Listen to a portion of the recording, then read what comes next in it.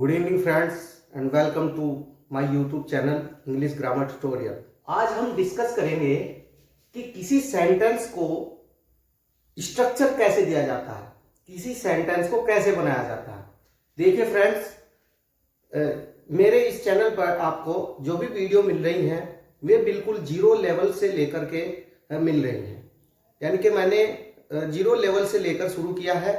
जो हमारे फ्रेंड्स बिल्कुल भी ग्रामर नहीं जानते हैं उनके लिए ये वीडियो बहुत ही हेल्पफुल है।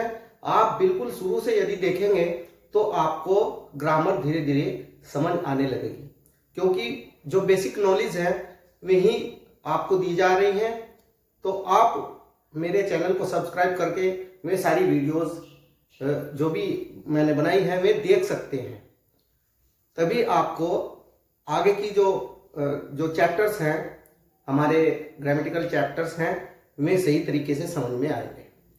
आज हम डिस्कस करेंगे इस सेंटेंस के पार्ट्स और सेंटेंस को किस तरीके से बनाया जाता है, किस तरीके से सेंटेंस का निर्माण होता है। आपको बताया था कि सेंटेंस के दो पार्ट्स होते हैं, सब्जेक्ट और प्रेडिकेट। सब्जेक्ट को हमने डिवाइड किया था क्वालिफायर और हेड वर्ड में। उसके बाद सब्जेक्ट का जो क्वालिफायर पार्ट है उसके भी हमने दो पार्ट किए थे, डिटरमाइनर और एडजेक्टिव। और इसके अंदर एडजेक्टिवल फ्रेज भी आता है, लेकिन एडजेक्टिवल फ्रेज या एडवर्ब फ्रेज जो होता है वो हेडवर्ड के बाद में लिखा जाता है अधिकतर। उसके बाद जो प्रेडिकेट पार्ट था हमारा, प्रेडिकेट पार्ट को भी हमने तीन भागों में डिवाइड किया था, वर्ब, ऑब्जेक्ट और जो अदर वर्ड्स आते हैं सेंटेंस के अंदर वो। यानी कि हमने जो हमारा स्ट्रक्चर होगा सेंटेंस का वो पहले डिटरमाइनर, फिर एडजेक्टिव, फिर हेडवर्ड, फिर फ्रेज। यदि सेंटेंस के अंदर ये सारी चीजें हैं तो उन्हें इस क्रम में हमें लगाना है। उसके बाद वर्ब यदि हेल्पिंग वर्ब भी है हमारे पास और मेन वर्ब भी है तो सबसे पहले हेल्पिंग वर्ब फिर मेन वर्ब। उसके बाद ऑब्जेक्ट। किसी सेंटेंस में दो ऑब्जेक्ट आ जाते हैं, इनडायरेक्ट ऑब्जेक्ट भी आ जाता है और डायरेक्ट ऑब्जेक्ट भी आ जाता है। तो हमें सबसे पहले इनडायरेक्ट ऑब्जेक्ट का प्रयोग करना है, फिर डायरेक्ट ऑब्जेक्ट का प्रयोग करना है। उसके बाद अदर वर्ड्स यदि सेंटेंस के अंदर दिए गए हैं तो अदर वर्ड्स जो हैं वे फिर उसके बाद लगाए जाएंगे, या फिर कॉम्प्लीमेंट भी दिया जाता है कभी कभी, तो ये ध्यान रखेंगे। अब हम थोड़ी प्रैक्टिस करेंगे सेंटेंस को बनाने की, क्योंकि जिस तरीके से मैथमेटिक्स के अंदर जब तक हम एक्सरसाइज की प्रैक्टिस नहीं करते तब तक हम उसमें स्किल नहीं होते। कोई भी चैप्टर हो उसकी जब तक एक्सरसाइज प्रैक्टिस के रूप में नहीं की जाएगी तो आपको वो सही तरीके से समझ में नहीं आएगा। इसी प्रकार हम ग्रामर के अंदर भी जितनी ज्यादातर एक्सरसाइज करेंगे, अपनी जो भी बुक के चैप्टर्स हैं उनको पढ़ने के बाद उनकी एक्सरसाइज करेंगे तो हमें एक्सरसाइज से बहुत कुछ सीखने को मिलता है। इसी प्रकार हम आज जो हमने सेंटेंस चैप्टर आपको पढ़ाया है उसके पार्ट चैप्टर पढ़ाए हैं, तो इसके अंदर जो सेंटेंस का निर्माण होगा वो किस प्रकार से होगा वो आपको बताया जाएगा। और ये जो है ये आपको किसी भी कंपटीशन के लिए हेल्पफुल होगा, क्योंकि कंपटीशन में हमें किसी भी सेंटेंस के चार पार्ट्स दे दिए जाते हैं, चार ऑप्शन दे दिए जाते हैं, उसके बाद उनको एक क्रम में लगाना पड़ता है।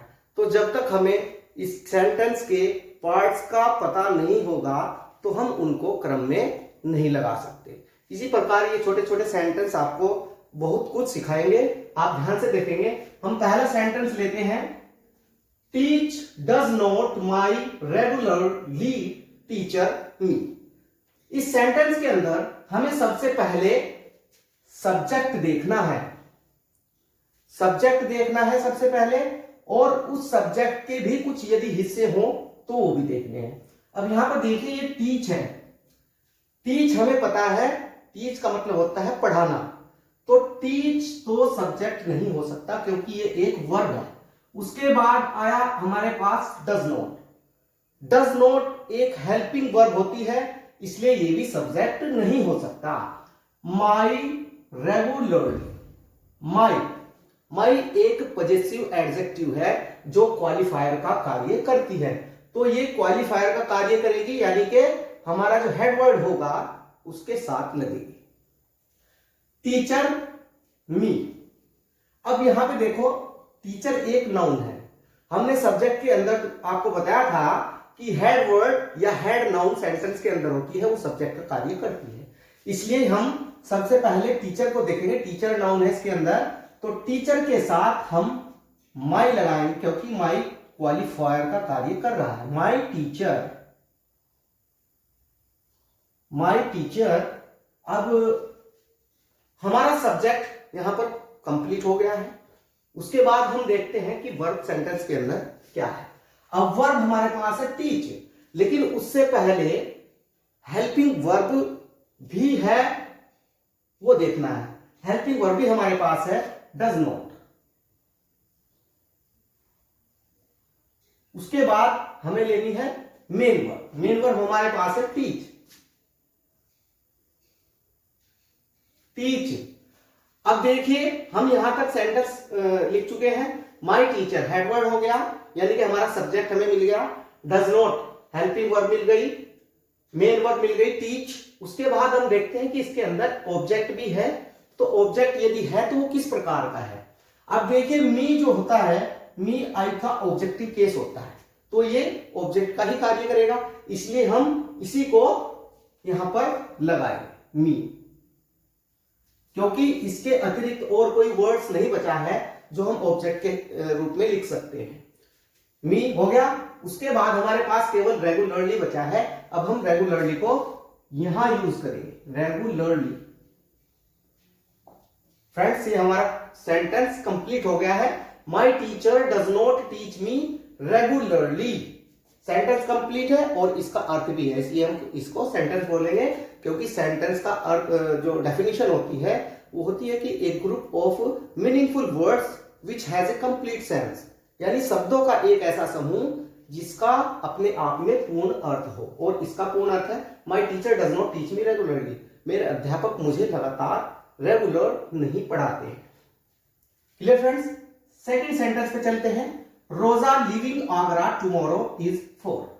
तो हमें यहां पर दिखाई दे रहा है कि रोजा एक प्रॉपर नाउन है, तो प्रॉपर नाउन को ही हम सब्जेक्ट बोलते हैं। यहां पर सब्जेक्ट के रूप में लिखेंगे रोजा। उसके बाद हमें देखना है कि यहां पर रोजा हमारा, इसके साथ हम और भी अन्य कोई भी वर्ड नहीं लगा सकते, इसलिए ये हमारा सब्जेक्ट। सब्जेक्ट के बाद हमें देखनी है सेंटेंस के अंदर वर्ब। वर्ब हेल्पिंग वर्ब है या मेन वर्ब है। अब देखते हैं हम इसमें हेल्पिंग वर्ब। सबसे पहले हेल्पिंग वर्ब हमारे पास होगी इज। इज हो गया। उसके बाद वर्ब देखते हैं हम लिविंग, ये हमारी हुई मेन वर्ब। हेल्पिंग वर्ब के बाद मेन वर्ब हमने लगा दी। रोजा इज लिविंग। हमारे पास सेंटेंस के अंदर कुछ और भी चीजें बची हुई हैं, तो उनको हम किस प्रकार से लगाएंगे। रोजा इज लिविंग। रोजा लिविंग यानी रोजा किसी स्थान को छोड़ रही है, रोजा वहां से जा रही है। कहां जा रही है? For Agra. Living for Agra. रोजा आगरा के लिए जा रही है, यानी कि आगरा जा रही है। कब? टुमारो।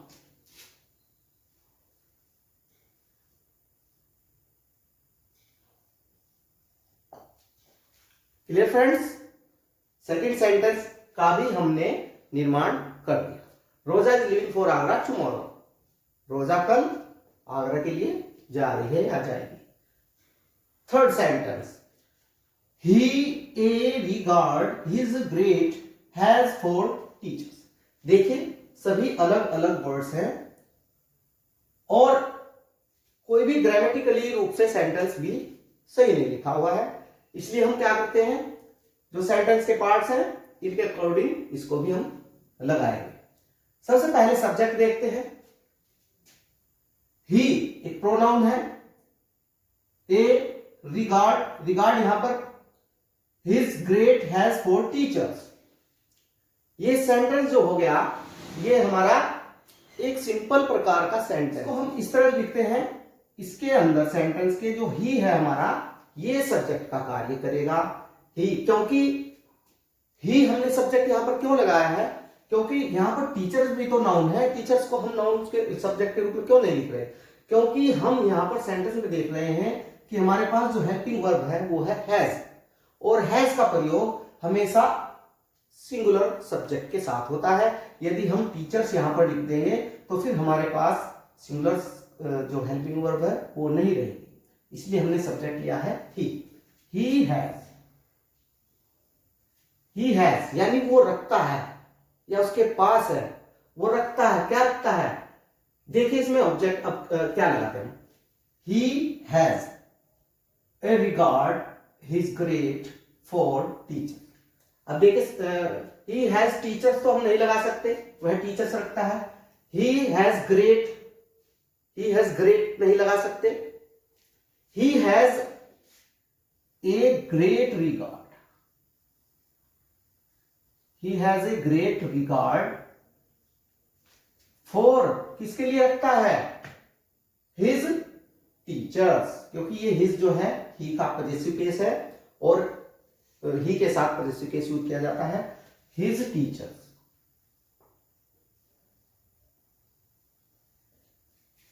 वह अपने अध्यापकों के लिए बड़ा सम्मान रखता है। इस सेंटेंस की मीनिंग ये हुई। अब ये सेंटेंस, थर्ड सेंटेंस हमारा कंप्लीट। फोर्थ सेंटेंस पे चलते हैं friends. My grandfather stories me tells goods, बहुत ही आसान है। माई ग्रैंडफादर, मेरे दादाजी, स्टोरीज कहानियां, मी मुझे, टेल्स सुनाते हैं, गुड अच्छी। तो हमें दिख रहा है कि माई ग्रैंडफादर सब्जेक्ट है इसके अंदर। फ्रेंड्स पहले हर वर्ड की आप हिंदी निकालने की कोशिश करें, हिंदी मीनिंग निकालने की कोशिश करें, तो सेंटेंस अपने आप ही ठीक हो जाएगा। माई ग्रैंडफादर सब्जेक्ट हुआ, उसके बाद हम वर्ब देखते हैं क्या है इसके अंदर, टेल्स। टेल्स माने होता है बताना या सुनाना। टेल्स सुनाते हैं, क्या सुनाते हैं, स्टोरी सुनाते हैं।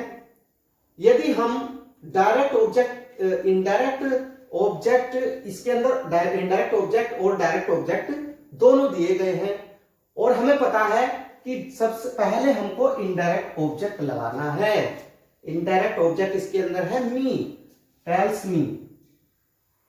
क्या सुनाते हैं, स्टोरीज। स्टोरीज भी जो है नाउन के अंदर आती है और नाउन से पहले यानी नाउन को जो क्वालिफाई करता है वर्ड, उसको हम बोलते हैं एडजेक्टिव, और एडजेक्टिव नाउन से पहले यूज किया जाता है। इसके एक सेंटेंस के अंदर एडजेक्टिव है good, me good stories.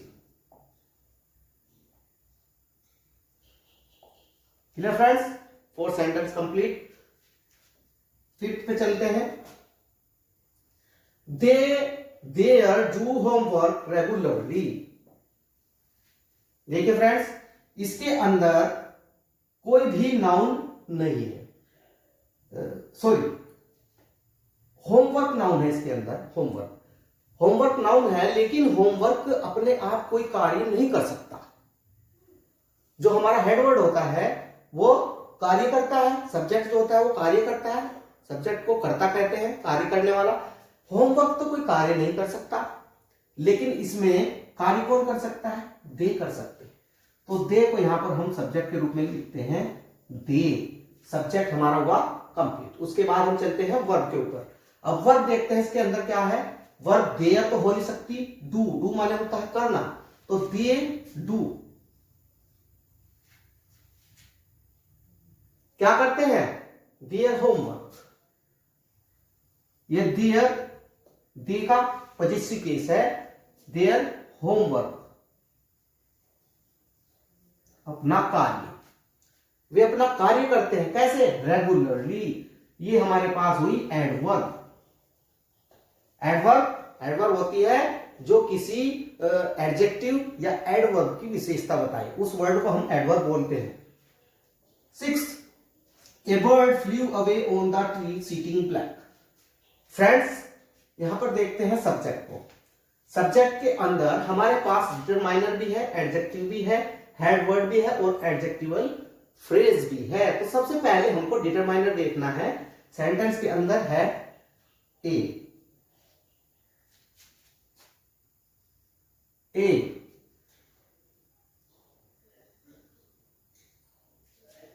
Black adjective, bird head word, a black bird. अब इस सेंटेंस के अंदर और भी कुछ वर्ड्स दिए गए हैं, जैसे sitting on the tree, flew away. अब देखिए मित्रों, फ्लीव जो होता है एक वर्ब होती है, तो वर्ब तो हमको सब्जेक्ट के बाद ही लगानी है। फ्लीव अवे यहां पर कंप्लीट वर्ब है। फ्लीव अवे का मतलब होगा उड़ गई, उड़कर दूर चली गई। ऑन द ट्री, पेड़ पर, सिटिंग बैठी हुई, ए ब्लैक बर्ड। अब यहां पर देखना है, सिटिंग बैठी हुई, ऑन द ट्री पेड़ पर, कौन बैठा था? ए ब्लैक बर्ड तो बैठी होगी। A black bird sitting on the tree. Friends, यहां तक ये हमारा पूरा सब्जेक्ट है, ये हमारा यहां तक पूरा सब्जेक्ट है। ए डिटरमाइनर, एडजेक्टिव, हेड वर्ड और एडवर्बियल फ्रेज, ये फ्रेज हुआ हमारा। इसके बाद हम आते हैं वर्ब पर। वर्ब हमारी हुई यहां पर फ्लीव अवे।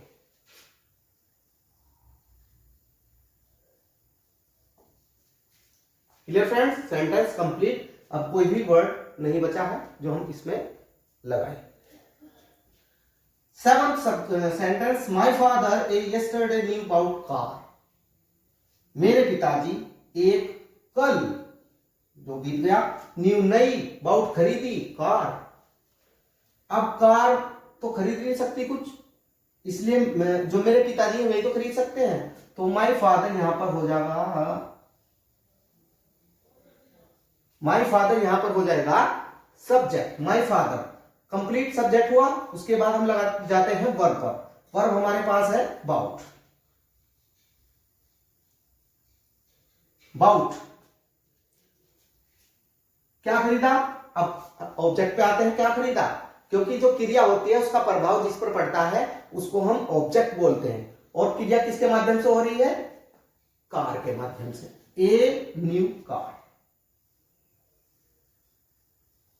यदि हमने यहां पर कार डायरेक्ट लगा दी तो ए न्यू अगर बाद में लगाएंगे तो उसका कोई मतलब नहीं रहेगा, इसलिए क्योंकि न्यू एडजेक्टिव है और एडजेक्टिव किसी भी नाउन के साथ लगाई जाती है, उससे पहले डिटरमिनर होता है। A new car. Clear friends? 7 8 पर चलते हैं। The British independent country declared a war. The British अंग्रेजों ने इंडिपेंडेंट स्वतंत्र कंट्री देश डिक्लेयर्ड घोषित किया, अवर हमारे। क्या किस तरह सेंटेंस बनेगा? देखो फ्रेंड्स, द ब्रिटिश अंग्रेजों ने इंडिपेंडेंट स्वतंत्र कंट्री देश घोषित कंट्री डिक्लेयर्ड घोषित किया, अवर हमारे।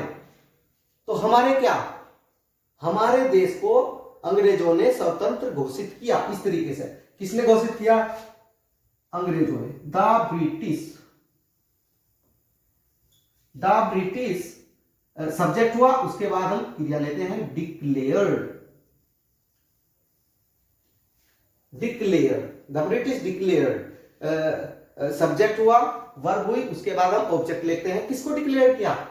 हमारी कंट्री को, अवर कंट्री। और क्या डिक्लेयर किया?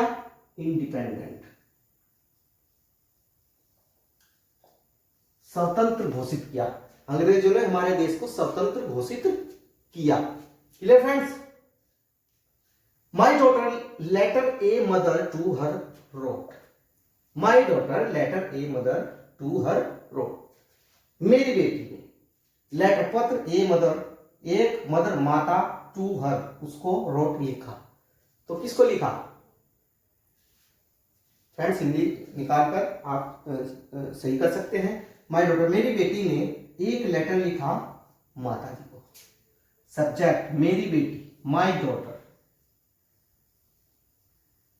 ये हुआ हमारा सब्जेक्ट, इसके अंदर क्रिया है रोट। ऑब्जेक्ट हुआ, क्या लिखा, क्रिया का प्रभाव जिस पर पड़ता है, ए लेटर। ए लेटर किसको लिखा, टू हर मदर, अपनी माता को, टू हर मदर, अपनी माता को। Clear friends? I hope you have understood well this sentence and sentence parts. Friends, ये छोटी छोटी चीजें हैं जो हमें आगे जो हमारे चैप्टर्स आएंगे उनमें बहुत मदद करेगी। और इस प्रकार के जो रीऑर्डर होते हैं ये कंपटीशन में काफी आते हैं, काफी क्वेश्चंस इनसे आते हैं।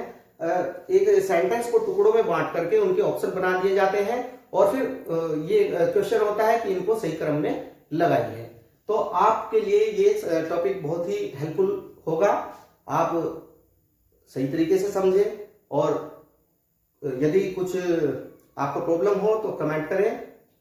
और फ्रेंड्स, आपको इसके अंदर कुछ छोटी छोटी चीजें हमने बताई, जैसे कि ये हमारा ऑब्जेक्ट हुआ, ये हमारा हेडवर्ड हुआ, ये हमारा नाउन हुआ, ये प्रोनाउन हुआ, और ये एडजेक्टिव हुआ, ये मेन वर्ब, ये डायरेक्ट ऑब्जेक्ट, ये इनडायरेक्ट ऑब्जेक्ट। तो बहुत से ऐसे वर्ड हमारे पास आए जो इनके अंदर यूज होते हैं। इससे हमें पता चलता है कि जो ये वर्ड्स हैं, ये जो ये सेंटेंस है, ये किन्हीं प्रकार के वर्ड्स से बने हुए हैं और वे वर्ड्स हर अलग अलग तरीके के हैं, अलग अलग तरीके के हैं। तो फ्रेंड्स, जो ये वर्ड्स हैं इनको क्या नाम दिया जाए, क्या नाम दिया जाए, अभी हमने इनमें आपको बताया भी है। तो इसलिए जो जो इनके नाम दिए गए हैं वो जैसे noun, pronoun, adjective, adverb, verb, ये इस तरह के वर्ड्स, ये वर्ड्स के नाम हैं। यानी वर्ड्स को भी डिवाइड किया गया है, वर्ड्स को भी अलग अलग कैटेगरीज के अंदर रखा गया है। तो फ्रेंड्स, इसलिए जो बेसिक्स चीजें होती हैं वे यही वर्ड्स होते हैं। और आने वाली वीडियोस में हम आपको उन्हीं वर्ड्स के डिवाइडेशन के बारे में बताएंगे जिनको बोलते हैं parts of speech, parts of speech. Friends, अब तक जितनी वीडियोस हैं वो आपके लिए बहुत ही हेल्पफुल होंगी। आप उन सब वीडियोस को देखें, चैनल को सब्सक्राइब करें और कुछ हमारे जो फ्रेंड्स हैं वे इनको हल्के में ले लेते हैं कि ये सरकार क्या पढ़ा रहे हैं, ये तो बहुत छोटी छोटी चीजें हैं। लेकिन जब तक हम छोटी चीजें नहीं समझेंगे तो हम बड़ी भी नहीं समझ सकेंगे, क्योंकि हमें हर चीज छोटे लेवल से शुरू करनी चाहिए, जब ही हम बड़े लेवल तक पहुंच पाएंगे। अगर आपको वीडियो अच्छी लगी हो तो फ्रेंड्स वीडियो को लाइक करें, शेयर करें और कमेंट करके जरूर बताएं कि आपको वीडियो कैसी लगी है। यदि कुछ भी आपको एब्नॉर्मलिटी लगती है तो आप मुझे जरूर बताएं, क्योंकि जब तक आप कुछ कमेंट नहीं करोगे तो फ्रेंड्स मुझे पता नहीं लगेगा कि मैं कहाँ पर गलती कर रहा हूँ, कहाँ मिस्टेक कर रहा हूँ। और फ्रेंड्स, थोड़ी वीडियो क्वालिटी में भी अभी प्रॉब्लम चल रही है, क्योंकि चैनल नया शुरू हुआ है। आप लोग धैर्य बनाए रखें, क्वालिटी जो वीडियो क्वालिटी है उसमें भी धीरे धीरे हम थोड़ा उसको मेंटेन करने की कोशिश करेंगे। चैनल को जरूर सब्सक्राइब करें फ्रेंड्स। धन्यवाद।